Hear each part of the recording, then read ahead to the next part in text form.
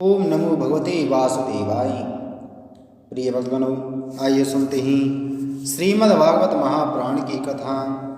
प्रिय भक्तगणों, आज की कथा में हम श्रवण करेंगे सृष्टि वर्णन, विराट स्वरूप की विभूतियों का वर्णन।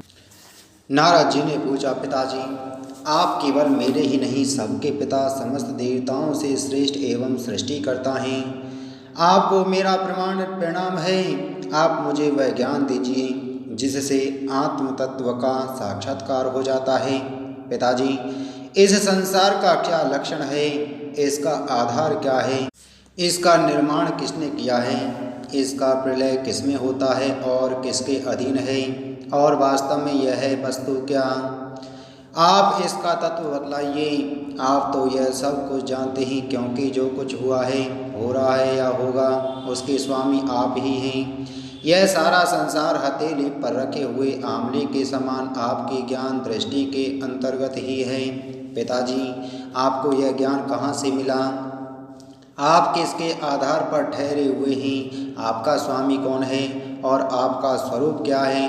आप अकेले ही अपनी माया से पंचभूतों के द्वारा प्राणियों की सृष्टि कर लेते हैं। कितना अद्भुत है! जैसे मकड़ी अनायास ही अपने मुंह से जाला निकालकर उसमें खेलने लगती है, वैसे ही आप अपनी शक्ति के आश्रय से जीवों को अपने में ही उत्पन्न करते हैं, और फिर भी आप में कोई विकार नहीं होता। जगत में नाम रूप और गुणों से जो कुछ जाना जाता है, उसमें मैं ऐसी कोई वस्तु सत असत, उत्तम मध्यम या अधम वस्तु नहीं देखता जो आपके सिवा और किसी से उत्पन्न हुई हो। इस प्रकार सबके ईश्वर होकर भी आपने एकाग्र चित्त से घोर तपस्या की। इस बात से मुझे मोह के साथ साथ बहुत बड़ी शंका भी हो रही है कि आपसे बड़ा भी कोई है क्या? पिताजी, आप सर्वज्ञ और सर्वेश्वर हैं। जो कुछ मैं पूछ रहा हूँ वह सब आप कृपा करके मुझे इस प्रकार समझाइए कि जिससे मैं आपके उपदेश को ठीक ठीक समझ सकूं। ब्रह्मा जी ने कहा, बेटा नारद, तुमने जीवों के प्रति करुणा के भाव से भरकर यह बहुत ही सुंदर प्रश्न किया है, क्योंकि इससे भगवान के गुणों का वर्णन करने की प्रेरणा मुझे प्राप्त हुई है। तुमने मेरे विषय में जो कुछ कहा है, तुम्हारा वह कथन भी असत्य नहीं है, क्योंकि जब तक मुझसे परे का तत्व जो स्वयं भगवान ही है जान नहीं लिया जाता, तब तक मेरा ऐसा ही प्रभाव प्रतीत होता है। जैसे सूर्य, अग्नि, चंद्रमा, ग्रह, नक्षत्र और तारे उन्हीं के प्रकाश से प्रकाशित होकर जगत में प्रकाश फैलाते हैं, वैसे ही मैं भी उन्हीं स्वयं प्रकाश भगवान के चिन्मय प्रकाश से प्रकाशित होकर संसार को प्रकाशित कर रहा हूँ। उन भगवान वासुदेव की मैं वंदना करता हूँ और ध्यान भी, जिनकी दुर्जय माया से मोहित होकर लोग मुझे जगत गुरु कहते हैं। यह माया तो उनकी आँखों के सामने ठहरती ही नहीं, झेप कर दूर से ही भाग जाती है, परंतु संसार के अज्ञानी जन उसी से मोहित होकर यह मैं हूँ, यह मेरा है, इस प्रकार बकते रहते हैं। भगवत स्वरूप नारद, द्रव्य, कर्म, काल, स्वभाव और जीव वास्तव में भगवान से भिन्न दूसरी कोई भी वस्तु नहीं है। वेद नारायण के परायण हैं, देवता भी नारायण के ही अंगों में कल्पित हुए हैं, और समस्त यज्ञ भी नारायण की प्रसन्नता के लिए ही हैं, तथा उनसे जिन लोकों की प्राप्ति होती है वे भी नारायण में ही कल्पित हैं। सब प्रकार के योग भी नारायण की प्राप्ति के ही हेतु हैं। सारी तपस्याएं नारायण की ओर ही ले जाने वाली हैं। ज्ञान के द्वारा भी नारायण ही जाने जाते हैं। समस्त असाध्य और साधनों का पर्यवसान भगवान नारायण में ही है। वे दृष्टा होने पर भी ईश्वर हैं, स्वामी हैं, निर्विकार होने पर भी सर्वस्वरूप हैं। उन्होंने ही मुझे बनाया है और उनकी दृष्टि से ही प्रेरित होकर मैं उनके इच्छानुसार सृष्टि रचना करता हूँ। भगवान माया के गुणों से रहित एवं अनंत हैं। सृष्टि, स्थिति और प्रलय के लिए रजोगुण, सत्वगुण और तमोगुण, ये तीन गुण माया के द्वारा उनमें स्वीकार किए गए हैं। ये ही तीनों गुण द्रव्य, ज्ञान और क्रिया का आश्रय लेकर मायातीत नित्य मुक्त पुरुष को ही माया में स्थित होने पर कार्य, कारण और कर्तव्यना के अभिमान से बांध लेते हैं। नारद इंद्रियातीत भगवान गुणों के इन 3 आवरणों से अपने स्वरूप को भली भांति ढक लेते हैं, इसलिए लोग इनको नहीं जान पाते। सारे संसार के और मेरे भी एकमात्र स्वामी वे ही हैं। मायापति भगवान ने एक से बहुत होने की इच्छा होने पर अपनी माया से अपने स्वरूप में स्वयं प्राप्त काल, कर्म और स्वभाव को स्वीकार कर लिया। भगवान की शक्ति से ही काल ने तीनों गुणों में क्षोभ उत्पन्न कर दिया, स्वभाव ने उन्हें रूपांतरित कर दिया और कर्म ने महतत्व को जन्म दिया। रजोगुण और सत्वगुण की वृद्धि होने पर महतत्व का जो विकार हुआ, उससे ज्ञान, क्रिया और द्रव्य रूप तमः प्रधान विकार हुआ, वह अहंकार कहलाया और विकार को प्राप्त होकर 3 प्रकार का हो गया। उसके भेद हैं वैकारिक, तेजस और तामस। नारद जी, वे क्रमश ज्ञान शक्ति, क्रिया शक्ति और द्रव्य शक्ति प्रधान हैं। जब पंच महाभूतों के कारण रूप तामस अहंकार में विकार हुआ, तब उससे आकाश की उत्पत्ति हुई। आकाश की तन्मात्रा और गुण शब्द हैं। इस शब्द के द्वारा ही दृष्टा और दृश्य का बोध होता है। जब आकाश में विकार हुआ, तब उससे वायु की उत्पत्ति हुई। उसका गुण स्पर्श है, अपने कारण का गुण आ जाने से यह शब्द वाला भी है। इंद्रियों में स्फूर्ति, शरीर में जीवनी शक्ति, ओज और बल इसी के रूप हैं। काल, कर्म और स्वभाव से वायु में भी विकार हुआ, उससे तेज की उत्पत्ति हुई। इसका प्रधान गुण रूप है। साथ ही इसके कारण आकाश और वायु के गुण शब्द एवं स्पर्श भी इसमें हैं। तेज के विकार से जल की उत्पत्ति हुई, इसका गुण है। रस कारण तत्वों के गुण शब्द, स्पर्श और रूप भी इसमें हैं। जल के विकार से पृथ्वी की उत्पत्ति हुई, इसका गुण है गंध। कारण के गुण कार्य में आते हैं। इस न्याय से शब्द, स्पर्श, रूप और रस, ये चारों गुण भी इसमें विद्यमान हैं। वैकारिक अहंकार से मन की और इंद्रियों के 10 अधिष्ठात्र देवताओं की भी उत्पत्ति हुई। उनके नाम हैं दिशा, वायु, सूर्य, वरुण, अश्विनी कुमार, अग्नि, इंद्र, विष्णु, मित्र और प्रजापति। तेजस अहंकार के विकार से स्रोत, त्वचा, नेत्र, जिह्वा और घ्राण, ये 5 ज्ञानेंद्रियां एवं बाघ, हस्त, पाद, गुदा और ज्ञानेंद्रिय, ये 5 कर्मेंद्रियां उत्पन्न हुई। साथ ही ज्ञान शक्ति रूप बुद्धि और क्रिया शक्ति रूप प्राण भी तेजस अहंकार से ही उत्पन्न हुए। श्रेष्ठ ब्रह्मवेत्ता, जिस समय ये पंचभूत, इंद्रिय, मन और तत्सत्व आदि 3 गुण परस्पर संगठित नहीं थे, तब अपने रहने के लिए भोगों के साधन रूप शरीर की रचना नहीं कर सके। जब भगवान ने इन्हें अपनी शक्ति से प्रेरित किया, तब वे तत्व परस्पर एक दूसरे के साथ मिल गए और उन्होंने आपस में कार्य कारण भाव स्वीकार करके व्यष्टि, समष्टि रूप पिंड और ब्रह्मांड दोनों की रचना की। वह ब्रह्मांड रूप अंडा 1 सहस्त्र वर्ष तक निर्जीव रूप से जल में पड़ा रहा। फिर काल, कर्म और स्वभाव को स्वीकार करने वाले भगवान ने उसे जीवित कर दिया। उस अंडे को फोड़कर उसमें से वही विराट पुरुष निकला, जिसकी जंघा, चरण, भुजाएं, नेत्र, मुख और सिर सहस्त्रों की संख्या में ही विद्वान पुरुष उपासना के लिए उसी के अंगों में समस्त लोक और उसमें रहने वाली वस्तुओं की कल्पना करते हैं। उसकी कमर से नीचे के अंगों में 7 पाताल की और उसके पेट से ऊपर के अंगों में 7 स्वर्ग की कल्पना की जाती है। ब्राह्मण इस विराट पुरुष का मुख है। भुजाएं क्षत्रिय, जांघों से वैश्य और पैरों से शूद्र उत्पन्न हुए हैं। पैरों से लेकर कटे पर्यंत 7 पाताल तथा भूलोक की कल्पना की गई है। नाभि में भुवरलोक की, हृदय में स्वर्गलोक की और परमात्मा के वक्षस्थल में महरलोक की कल्पना की गई है। उसके गले में जनलोक, दोनों स्तनों में तपोलोक और मस्तक में ब्रह्मा का नित्य निवास स्थान सत्यलोक है। उस विराट पुरुष की कमर में अतल, जांघों में वितल, घुटनों में पवित्र सुतल लोक और जंघाओं में तलातल की कल्पना की गई है। एड़ी के ऊपर की गांठों में महातल, पंजे और एड़ियों में रसातल और तलुओं में पाताल समझना चाहिए। इस प्रकार विराट पुरुष सर्वलोक में ही विराट भगवान के अंगों में इस प्रकार भी लोकों की कल्पना की जाती है कि उनके चरणों में पृथ्वी है, नाभि में भुवर्लोक है और सिर में स्वर्गलोक है।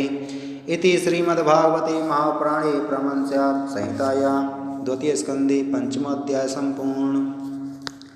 ब्रह्मा जी कहते हैं, उन्हीं विराट पुरुष के मुख से वाणी और उसके अधिष्ठात्र देवता अग्नि उत्पन्न हुए हैं। सातों छंद उनकी सात धातुओं से निकले हैं। मनुष्यों, पितरों और देवताओं के भोजन करने योग्य अमृत में अन्य सब प्रकार के रसनेन्द्रिय और उसके अधिष्ठात्र देवता वरुण विराट पुरुष की जिह्वा से उत्पन्न हुए हैं।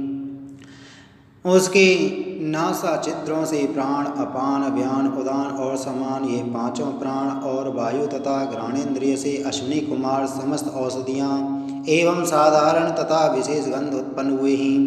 उनकी नेतेन्द्रिय रूप और तेज की तथा नेत्र गोलक स्वर्ग और सूर्य की जन्मभूमि है। समस्त दिशाएं और पवित्र करने वाले तीर्थ कानों से तथा आकाश और शब्द श्रोत्रेंद्रिय से निकले हैं। उनका शरीर संसार की सभी वस्तुओं के सार भाग तथा सौंदर्य का खजाना है। सारे यज्ञ, स्पर्श और वायु उनकी त्वचा से निकले हैं। उनके रोम सभी उद्वेज पदार्थों के जन्म स्थान हैं, अथवा केवल उन्हीं के जिनसे यज्ञ संपन्न होते हैं। उनके केश, दाढ़ी, मूंछ और नखों से मेघ, बिजली, शिला एवं लोहा आदि धातुएं तथा भुजाओं से प्राय संसार की रक्षा करने वाले लोकपाल प्रकट हुए हैं। उनका चलना फिरना भूर्भुवः स्वः तीनों लोकों का आश्रय है। उनके चरण कमल प्राप्त की रक्षा करते हैं और भयों को भगा देते हैं तथा समस्त कामनाओं की पूर्ति उन्हीं से होती है। विराट पुरुष का लिंग जल, वीर, सृष्टि, मेघ और प्रजापति का आधार है तथा उनकी ज्ञान जननेन्द्रिय मैथुन जनित आनंद का उद्गम है। नारद जी, विराट पुरुष की वायु इंद्रिय यम, मित्र और मल त्याग का तथा गुदा द्वार, हिंसा, निरति, मृत्यु और नरक का उत्पत्ति स्थान है।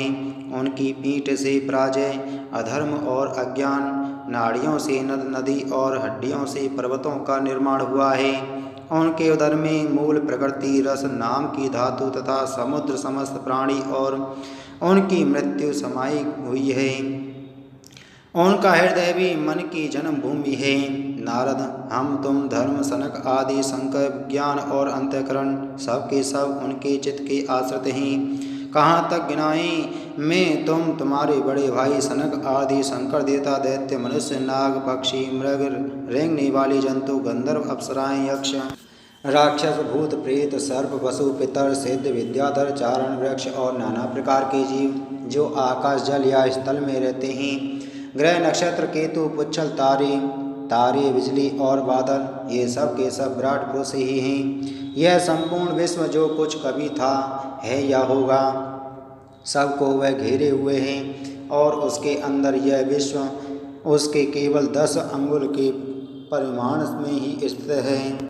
जैसे सूर्य अपने मंडल को प्रकाशित करते हुए ही बाहर भी प्रकाश फैलाते हैं, वैसे ही प्राण पुरुष परमात्मा में संपूर्ण विराट विग्रह को प्रकाशित करते हुए ही उसके बाहर भीतर सर्वत्र एक रस प्रकाशित हो रहा है। मुनिवर, जो कुछ मनुष्य की क्रिया और संकल्प से बनता है उससे वह परे है और अमृत एवं अभय पद मोक्ष का स्वामी है। यही कारण है कि कोई भी उसकी महिमा का पार नहीं पा सकता। संपूर्ण लोक भगवान के एक पाद मात्र अंश मात्र है तथा उनके अंश मात्र लोकों में समस्त प्राणी निवास करते हैं। भूलोक, भुवर्लोक और स्वर्गलोक के ऊपर महरलोक हैं। उसके भी ऊपर जन, तप और सत्यलोक में प्रकाश, अमृत, क्षेम एवं अभय का नित्य निवास है। जन, तप और सत्य, इन तीनों लोकों में ब्रह्मचारी, वानप्रस्थ एवं सन्यासी निवास करते हैं। दीर्घकालीन ब्रह्मचर्य से रहित गृहस्थ भूलोक, भुवर्लोक और स्वर्गलोक के भीतर ही निवास करते हैं। शास्त्रों में 2 मार्ग बतलाए गए हैं, एक अविद्या रूप कर्म मार्ग जो सकाम पुरुषों के लिए है और दूसरा उपासना रूप विद्या का मार्ग जो निष्काम उपासकों के लिए है। मनुष्य दोनों में से किसी एक का आश्रय लेकर भोग प्राप्त करने वाली दक्षिणा मार्ग से अथवा मोक्ष प्राप्त कराने वाले उत्तर मार्ग से यात्रा करता है, किंतु पुरुषोत्तम भगवान दोनों के आधारभूत हैं। जैसे सूर्य अपनी किरणों से सबको प्रकाशित करते हुए भी सबसे अलग है, वैसे ही जिन परमात्मा से इस अंड की और पंचभूत एकादश इंद्रिय एवं गुणमय विराट की उत्पत्ति हुई है, वे प्रभु भी इन समस्त वस्तुओं के अंदर और उनके रूप में रहते हुए भी उनसे सर्वथा अतीत है।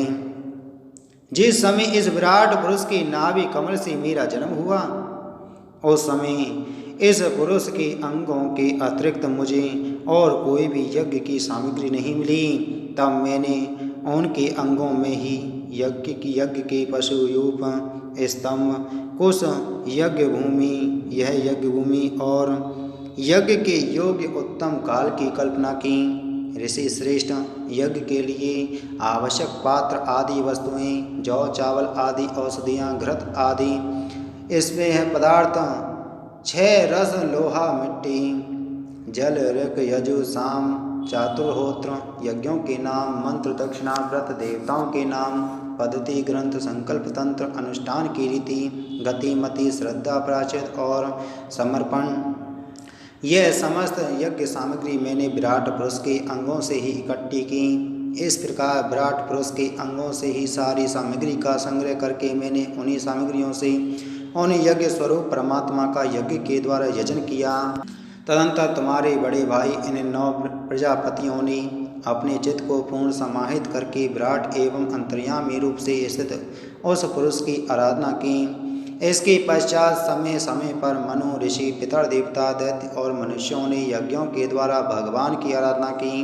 नारद, यह संपूर्ण विश्व उन्हीं भगवान नारायण में स्थित है, जो स्वयं तो प्राकृतिक गुणों से रहित हैं, परंतु सृष्टि के प्रारंभ में माया के द्वारा बहुत से गुण ग्रहण कर लेते हैं। उन्हीं की प्रेरणा से मैं इस संसार की रचना करता हूँ। उन्हीं के अधीन होकर रुद्र इनका संहार करते हैं और वे स्वयं ही विष्णु के रूप से इसका पालन करते हैं, क्योंकि उन्होंने सत्व, रज और तम की 3 शक्तियाँ स्वीकार कर रखी हैं। बेटा, जो कुछ तुमने पूछा था उसका उत्तर मैंने तुम्हें दे दिया।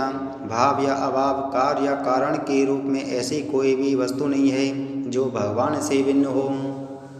प्यारे नारद, मैं प्रेमपूर्ण एवं उत्कंठित हृदय से भगवान के स्मरण में मग्न रहता हूँ। इसी से मेरी वाणी कभी असत्य होती नहीं दिखती, मेरा मन कभी असत्य संकल्प नहीं करता और मेरी इंद्रियां भी कभी मर्यादा का उल्लंघन करके कुमार्ग में नहीं जाती। मैं वेद मूर्ति हूँ, मेरा जीवन तपस्या में है। बड़े बड़े प्रजापति मेरी वंदना करते हैं और मैं उनका स्वामी हूँ। पहले मैंने बड़ी निष्ठा से योग का सर्वांग अनुष्ठान किया था, परंतु मैं अपने मूल कारण परमात्मा के स्वरूप को नहीं जान सका, क्योंकि वे तो एकमात्र भक्ति से ही प्राप्त होते हैं। मैं तो परम मंगलमय एवं शरण आए हुए भक्तों को जन्म मृत्यु से छुड़ाने वाले परम कल्याण स्वरूप भगवान के चरणों को ही नमस्कार करता हूँ। उनकी माया की शक्ति अपार है। जैसे आकाश अपने अंत को नहीं जानता, वैसे ही वे भी अपनी महिमा का विस्तार नहीं जानते। ऐसी स्थिति में दूसरे तो उसका पार पा ही कैसे सकते हैं। मैं, मेरे पुत्र, तुम लोग और शंकर जी भी उनके सत्य स्वरूप को नहीं जानते, तब दूसरे देवता तो उन्हें जान ही कैसे सकते हैं। हम सब इस प्रकार मोहित हो रहे हैं कि उनकी माया के द्वारा रचे हुए जगत को भी ठीक ठीक नहीं समझ सकते। अपनी अपनी बुद्धि के अनुसार ही अटकल लगाते हैं। हम लोग केवल जिनके अवतार की लीलाओं का गान ही करते रहते हैं, उनके तत्व को नहीं जानते। उन भगवान के श्री चरणों में मैं नमस्कार करता हूँ। वे अजन्मा एवं पुरुषोत्तम हैं। प्रत्येक कल्प में वे स्वयं अपने आप में अपने आप की ही सृष्टि करते हैं, रक्षा करते हैं और संहार कर लेते हैं। वे माया के लेश से रहित केवल ज्ञान स्वरूप हैं और अंतरात्मा के रूप में एक रस स्थित हैं। वे तीनों काल में सत्य एवं परिपूर्ण हैं, न उनका आदि है न अंत। वे तीनों गुणों से रहित सनातन एवं अद्वितीय हैं। नारद, महात्मा लोग जिस समय अपने अंतःकरण, इंद्रिय और शरीर को शांत कर लेते हैं, उस समय उनका साक्षात्कार करते हैं, परंतु जब असत्य पुरुषों के द्वारा कुतर्कों का जाल बिछाकर उनको ढक दिया जाता है, तब उनके दर्शन नहीं हो पाते।